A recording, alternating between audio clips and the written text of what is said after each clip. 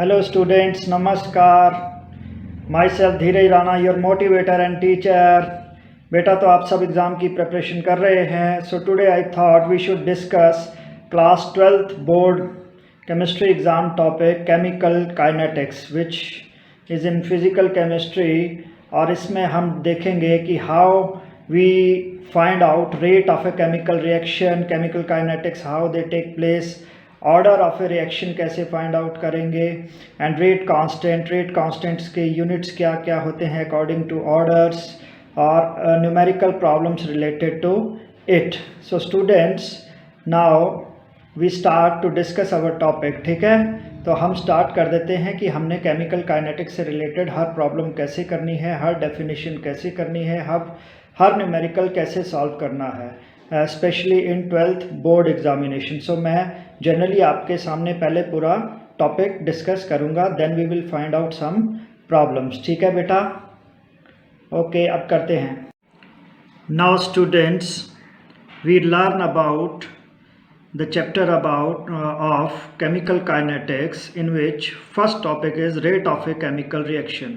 So see, I have prepared some notes for you, and we will proceed with the help of these notes prepared me by for board examination. Okay, so chemical kinetics, rate of a chemical kinetics is the change in any one of the reactants or products per unit time. Suppose we are discussing or we are performing an experiment. So if an experiment is performed, we take some substances or some compounds and we react them. So they are called as reactants, and whatever is the product formed is termed as product. So suppose consider a hypothetical, means theoretical reaction in which reactants make products. So in this case, if we talk about rate of a reaction, कि rate of a reaction क्या होता है, तो बेटा जो ये reactant होगा, it will disappear, क्योंकि ये react करेगा and it will disappear, और बनाएगा क्या, product. तो जो ये disappearance, और अब ये disappear हो रहा है, it means its concentration is decreasing. तो disappearance और decrease in concentration of R means reactants upon time taken, कितने टाइम में ये हुआ, is termed as rate of the reaction. ठीक है, अगर हम बात करेंगे रिएक्टेंट्स की, और हम प्रोडक्ट के केस में अगर इसको डिस्कस करते हैं तो we will say that appearance और इंक्रीज इन कंसेंट्रेशन, अपीयर होने लग गया, प्रोडक्ट बनने लग गया, या उसका कंसेंट्रेशन बढ़ने लग गया. सो अपीयरेंस और increase in concentration of product means P upon time taken. This is also rate of a reaction. अब सपोज करिए कोई रिएक्शन हो रहा है, and if R1 is the initial concentration of R at time T1 and R2 is the initial concentration of R at time T2. तो बेटा and P1 is the initial concentration of P1 at time T1 मतलब starting, and P2 is the initial concentration of P at time T2.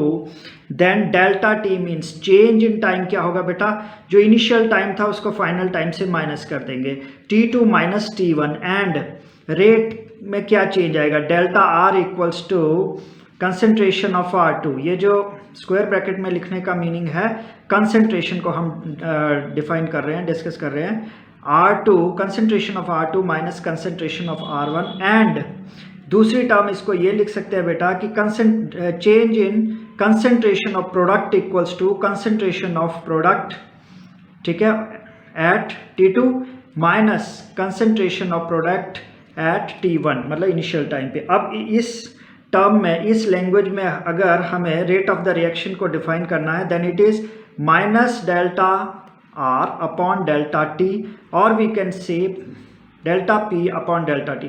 अब ये reactant के concentration के आगे negative लगाने का ये मतलब है because concentration of reactant is decreasing और प्रोडक्ट का इंक्रीजिंग है, इसलिए हमें प्रोडक्ट के आगे प्लस कह लो इसको, या जो भी है साइन नहीं लगाना है. फॉर एग्जाम्पल कर लेते हैं अब इसकी बेटा हम. सो फॉर एग्जाम्पल ये देखिए, we have a reaction PCl5 phosphorus pentachloride gas is breaking down और decomposing into PCl3 plus Cl2, इसने फास्फोरस ट्राइक्लोराइड प्लस Cl2 बनाया। अब इसमें देखिए रिएक्टेंट क्या है, PCl5। सो इसका रेट कैसे लिखेंगे, minus delta concentration of PCl5 upon delta T, या दो चीज़ें बन रही हैं बेटा हमारे पास, delta PCl3 upon delta T और equals to delta Cl2 upon delta T। यहाँ प्लस का निशान नहीं लगेगा दोनों प्रोडक्ट में, क्यों, क्योंकि दोनों प्रोडक्ट बेटा साथ साथ बन रहे हैं, ठीक है, टाइम तो वही लगा रहे हैं ना प्रोडक्ट बनने में, तो इसलिए इक्वल्स टू लिखा जाता है यहाँ।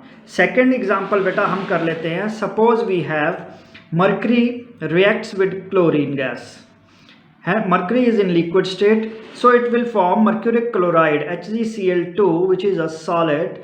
इसका रेट हो जाएगा बेटा, ये डिक्रीजिंग है mercury, so minus delta concentration of Hg upon delta T, and ये भी रिएक्टेंट था Cl2 तो इसका भी माइनस में आएगा, minus delta Cl2 upon delta T, और प्रोडक्ट जो बना उसका कंसेंट्रेशन पॉजिटिव आएगा, डेल्टा HgCl2 का कंसेंट्रेशन अपॉन डेल्टा T। तो इस तरह आपके सारे रिएक्शन चलेंगे। अब नाउ सी, अब हम करते हैं कि reactions involving different stoichiometric coefficients of reactants and products. Consider करिए एक general reaction A plus B gives 2C, okay. अब 2C मतलब डबल हो गया, तो हम क्या करेंगे, twice of the rate of disappearance of A और equal to twice the rate of disappearance of B equals to rate of appearance of C, क्योंकि C डबल है दोनों का, तो उनका रेट क्या करेंगे, डिसअपियरेंस को 2 मिलेंगे। अब बेटा देखिए इस केस में क्या है, to get the unique value of reaction rate we divide, इस पॉइंट को नोट कीजिए, we divide the rate of the reaction defined with any one of the reactants or products by stoichiometric coefficient of that reactant।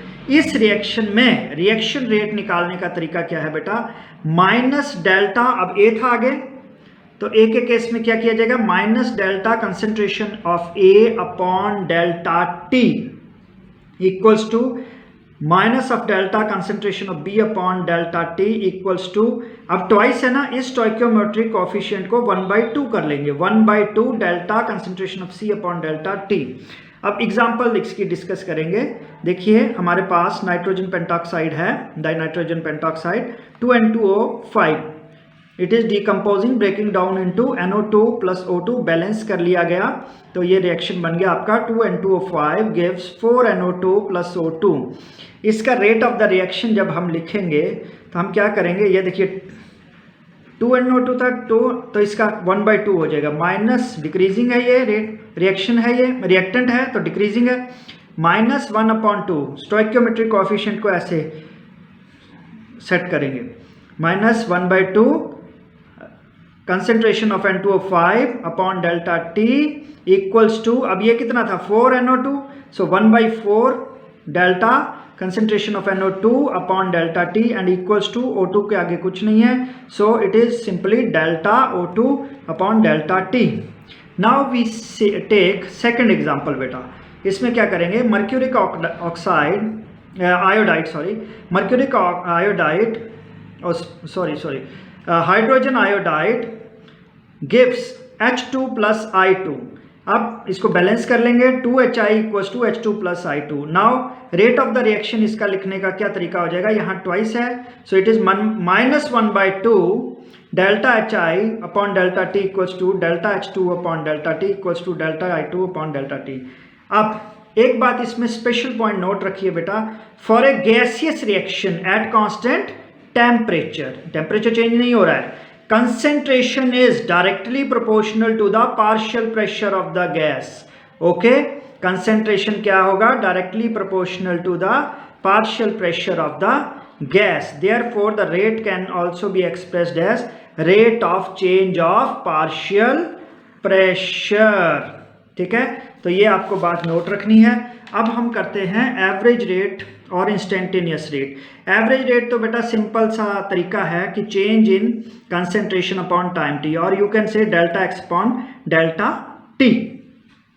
अब instantaneous rate की जब बात करते हैं हम, so instantaneous rate is rate of a change of concentration of any one of the reactants और products at the particular moment of time.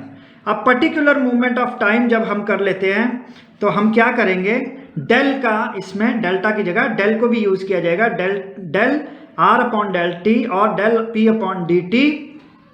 और ठीक है, तो अब ये क्या हो जाएगा, suppose average rate approaches the instantaneous rate as delta t becomes smaller and smaller। जब हम डेल्टा लार्ज चेंज को स्मॉल करते जाएंगे then delta will approach del. उस केस में डेल्टा हमेशा डेल हो जाता है, जैसे delta R upon delta T, limit ले लीजिए, इनफाइनाइटली स्मॉल कर देंगे, it will be minus d R upon D T, और जो delta P upon delta T है वो हो जाएगा इंस्टेंटेनियस केस में आगे जाके d P upon D T. इस तरह rate of the reaction generally क्या कंसिडर किया जाएगा, D X upon D T. तो इस तरह सपोज करिए, अब हम करते हैं टेक ए जनरल इक्वेशन। आपके पास एक जनरल इक्वेशन है, इस इक्वेशन में हम क्या करेंगे कि A plus B gives C plus D T. अब ये ए बी सी डी आपके क्या हैं, यूनिट्स की हाउ मच, ठीक है। तो अब हम कैसे करेंगे इसको, रेट ऑफ द रिएक्शन लिखेंगे -1 अपॉन ए, जो अभी किया हमने, D upon D T -1 stoichiometric coefficient को ऐसे ऐड किया जाता है, ठीक है। N2O5 का केस हमने पहले भी स्टडी कर लिया है। अब अमोनिया का केस है, N2 3H2 गिव्स 3NH2, तो क्या हो जाएगा minus D N2 upon D T minus 1/DH2 upon D T 1/2 DNH3 upon D T, इस तरह, ठीक है बेटा। आप मेजरमेंट कैसे करते हैं रेट ऑफ रिएक्शन की, rate of reaction is measured on commonly measurable properties. कैसे, रेट ऑफ चेंज को मेजर करने के लिए कॉमनली मेजरेबल प्रॉपर्टीज क्या है, वॉल्यूम चेंज है बेटा, फिर आपके पास प्रेशर चेंज है, फिर आपके पास चेंज इन थर्मल और इलेक्ट्रिकल कंडक्टिविटी है, फिर आपके पास चेंज इन ऑप्टिकल रोटेशन है, चेंज इन कलर है, चेंज इन पीएच है, चेंज इन रिफ्रैक्टिव इंडेक्स है, bye plotting a graph between concentration of reactant and products. Suppose करिए आपके पास एक जनरल रिएक्शन है, वही N2O5 gives 2N2O4 plus O2। इस केस में this reaction can easily study by measuring the concentration of N2O5 at different intervals of time। ठीक है कि N2O5 का concentration with respect to time कैसे change हो रहा है। The concentration at different times can be calculated by first measuring the increase in pressure of the reaction mixture at different intervals of the time। इस तरह हम इसको calculate कर देंगे। अब calculation of average rate of reaction, तो average rate के लिए बेटा, the average rate of reaction is determined by noting the concentration of reactant eight 2 different intervals of time. तो T2 और T1 डिफरेंट इंटरवल्स हैं और कंसेंट्रेशन उसमें x1 और x2 होता है। तो एवरेज रेट का इसके लिए बेटा फॉर्मूला हो जाएगा minus delta X upon delta T, और इसको हम लिख सकते हैं x2 minus x1 upon T2 minus T1, ठीक है बेटा जी। Then how we do calculation of instantaneous rate of a reaction. अब बेटा इंस्टेंटेनियस रेट क्या है, it gives the rate at any specific instant of time, ठीक है, उस टाइम पे जो हमें पूछा गया है, तो इसको लिखा जाता है delta X upon delta T. ये अगेन हमने डिस्कस कर लिया। अब इसके साथ साथ ये हमारे फॉर्मूलाज हैं कि कैसे होते हैं फैक्टर्स। पहले तो इससे पहले हम ये करेंगे कि what are the factors affecting rate of a chemical reaction. तो भाई पहला है कंसेंट्रेशन ऑफ रिएक्टिंग स्पीशीज, कि कितना उनका कंसेंट्रेशन है रेट पे, ये डायरेक्टली इफेक्ट करेगा। सेकंड होगा टेम्परेचर ऑफ द सिस्टम कितना है। थर्ड होगा nature of reactant and product, की वो लिक्विड है, गैस है, सॉलिड है, क्या है, वो भी डिटरमाइन करेगा। नेक्स्ट की प्रेजेंस, कैटालिस्ट कैसा यूज कर रहे हैं, कैटालिस्ट की अपनी नेचर क्या है, ऑक्सीडाइजिंग है, रिड्यूसिंग है, क्या है। थर्ड सरफेस एरिया कि मॉलिक्यूल्स को सरफेस एरिया कैसे मिल रहा है रिएक्ट करने के लिए, कितना मिल रहा है। देन एक्सपोजर टू रेडिएशन हो रहा है रिएक्टेंट्स का कि नहीं हो रहा है। ये सारे फैक्टर डिटरमाइन करते हैं क्या, rate of the chemical reaction. ठीक है, अब इसमें आप कुछ पॉइंट्स नोट रखिए कि rate of the chemical reaction is always directly proportional to concentration of reactants, and an increase in temperature increases the rate of almost all the chemical reactions, and larger the surface area of reactant faster is the rate of reaction. ठीक है बेटा जी। now rate of a chemical reaction is considerably increased by use of certain radiations. ये point जो आपके हैं ये competitive exam के लिए भी जरूरी है, 12th के 1 मार्क्स और MCQ के लिए भी जरूरी है। सो ये आपको बिल्कुल ध्यान में रखने हैं। Dear students, now we will find out rate law expressions. So see, what is rate law? It is quantitative relationship between the rate of expression and molar concentration. Okay, quantitative relationship means इसमें हम बताएंगे measurement कितना है, क्या होता है। So let us consider we have a reaction A plus B gives 2AB. So according to rate law क्या होगा बेटा, rate equals to K and multiplied by concentration of A into concentration of B, K A B, where A and B are the molar concentrations of reactants. अब K क्या है इसमें, K है बेटा constant of proportionality which is termed as rate constant, और इसको हम velocity constant भी बोलते हैं। ठीक है जी। अब सपोज करिए कि रेट ऑफ ए रिएक्शन में, सपोज करिए if the concentration of each reactant involve is unity, तो क्या हो जाएगा rate of reaction, K into 1 is equal to K। So rate of a reaction जब सारा कंसंट्रेशन यूनिटी होता है then it is termed as, it is equal to rate constant. अब rate constant जो हमारा होता है उसके क्या करेक्टरिस्टिक्स होते हैं, because to solve every concept, to solve every numerical first you should know the basics. तो इसमें होगा बेटा larger the value of K means larger the value of concentration rate constant faster is the reaction and vice versa. जितना rate constant ज़्यादा होगा उतना reaction fast होगा, और रेट कांस्टेंट की वैल्यू कम होगी then reaction will be slow. Second thing is different reactions have different values of K. Note this point that different types of reactions will have different values of K. And third है बेटा at a fixed temperature, at a given temperature the value of K is constant, मतलब उस particular temperature पे K की value constant होगी। And fourth point is for a particular reaction the value of the rate constant is independent of constant, and her reaction के लिए जो value of rate constant है it is independent of concentration. Now see the differences between rate of reaction and rate constant.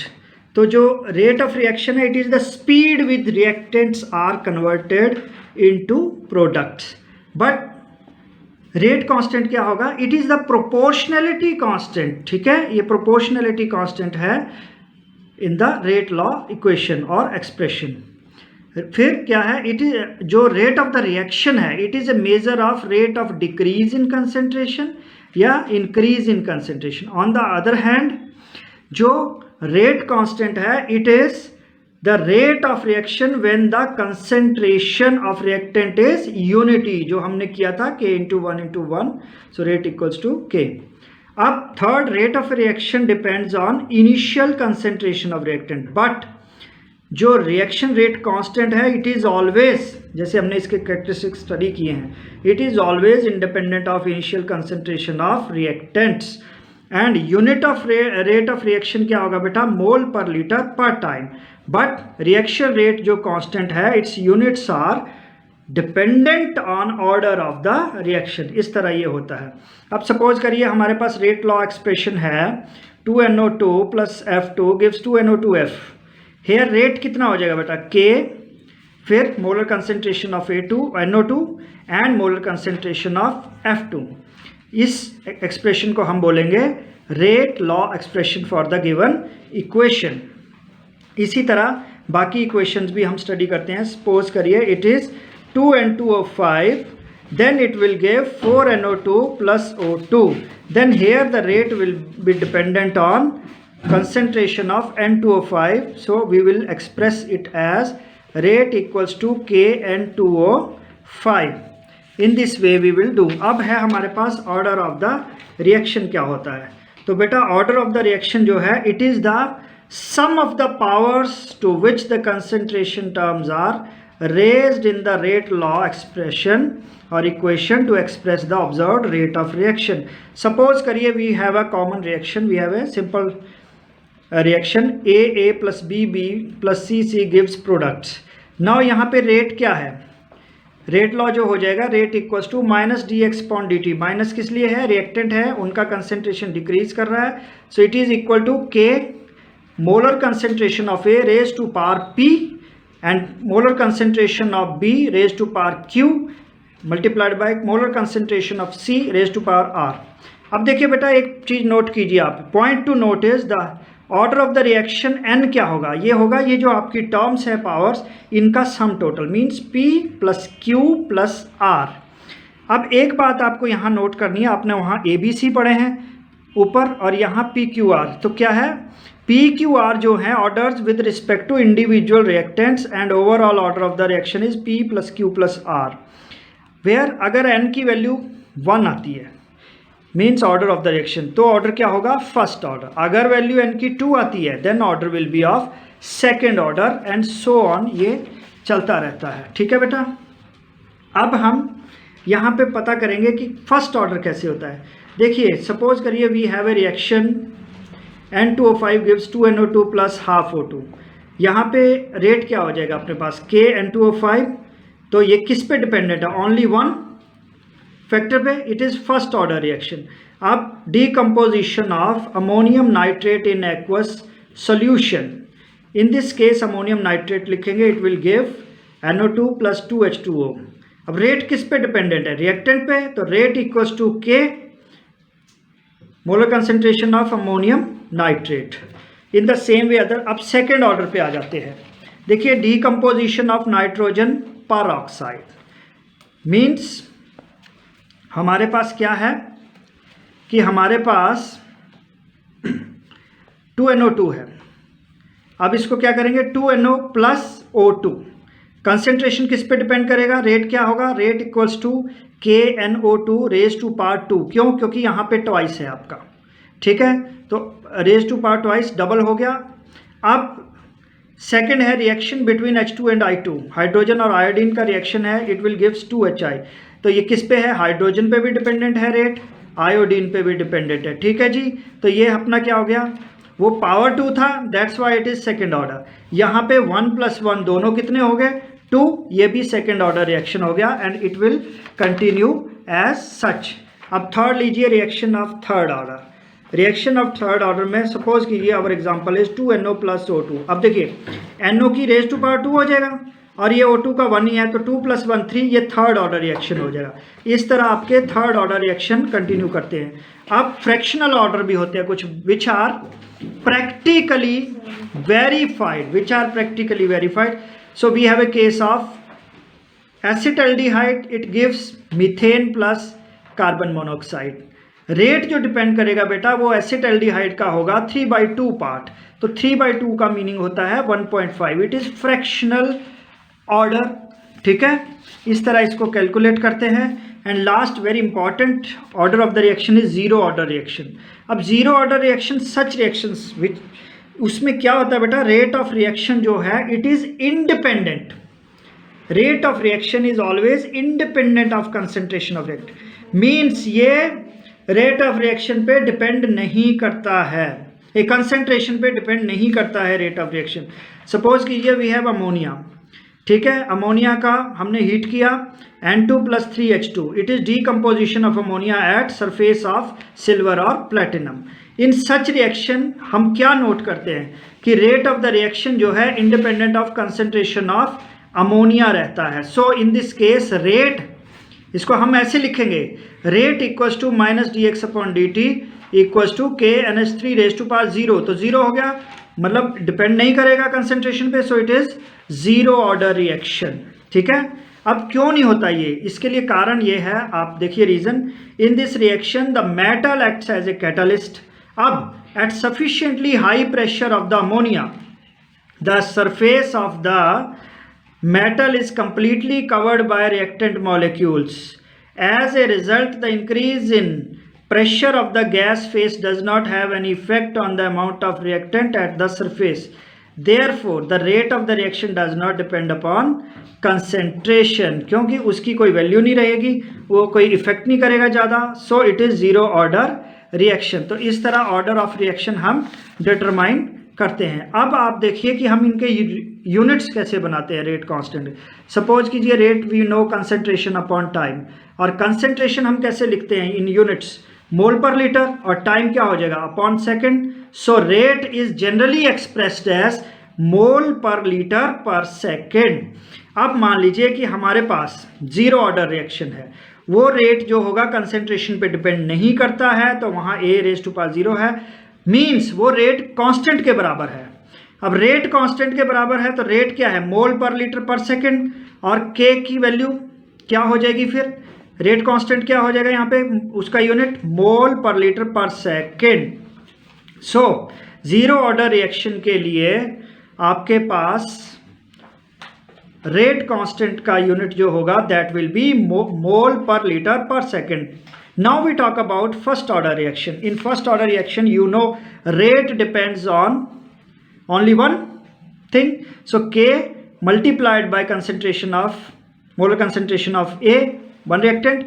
तो क्या होगा, मोल per litre पर second equals to K mole per litre. Mole per litre क्या है, concentration of reactant A। So K क्या हो जाएगा फिर वैल्यू, क्रॉस मल्टीप्लाई कर लीजिए, मोल पर लीटर पर second upon mole per litre. तो मोल per litre cancel, it is पर second. So in case of first order reaction, rate unit of rate constant के इज पर सेकेंड। इसी तरह बेटा सेकेंड ऑर्डर रिएक्शन में क्या होगा, सेकेंड ऑर्डर रिएक्शन में हमारे पास rate is equal to K multiplied by molar concentration of A raise to power two. अब ट्वाइस हो गया तो मोल पर लीटर जो है ए की वैल्यू वो ट्वाइस हो जाएगी। तो इसको आप के को के equals to mole per litre पर second upon mole per litre multiplied by mole per litre, it will B litre पर मोल पर सेकेंड। तो सेकेंड ऑर्डर रिएक्शन के केस में हम यूनिट क्या होगा रेट कांस्टेंट का, लीटर पर मोल पर सेकेंड। इस तरह हम सारे निकालते हैं। थर्ड ऑर्डर रिएक्शन का आप देख लीजिए, इसमें क्या होगा, 3 होगा, पावर 3 हो जाएगी, मतलब 3 टर्म्स। अब मोल पर लीटर पर सेकेंड इक्वल्स टू के मोल per litre raise to power 3।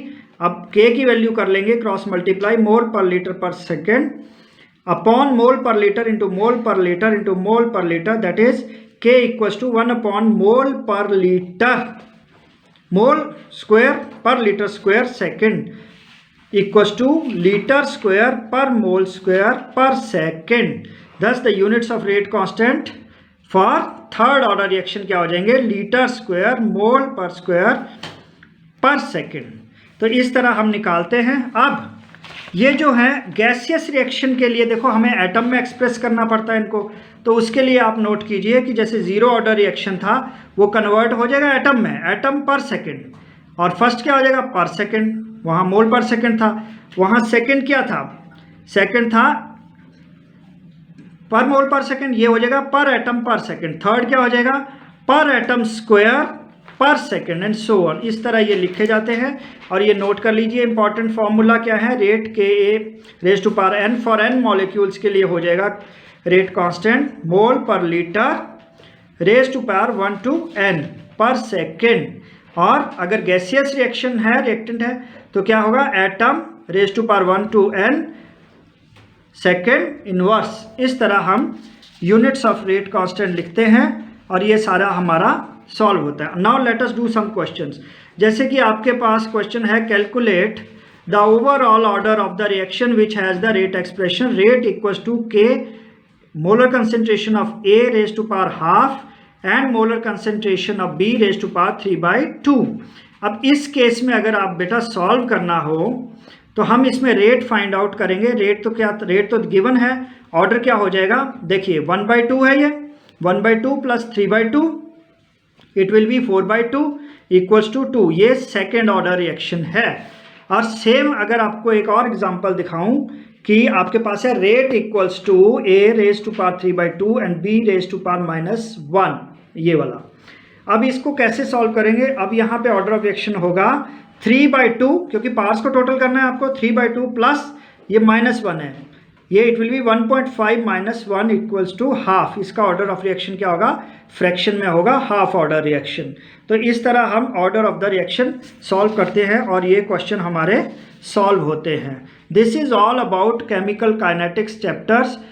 फिर भी अगर आपको कोई डाउट है, you can ask any question in the comment box. I will give you answer, I will confirm you the answers and I will tell you how to proceed for such cases. I think this session is very useful to you. Bye bye.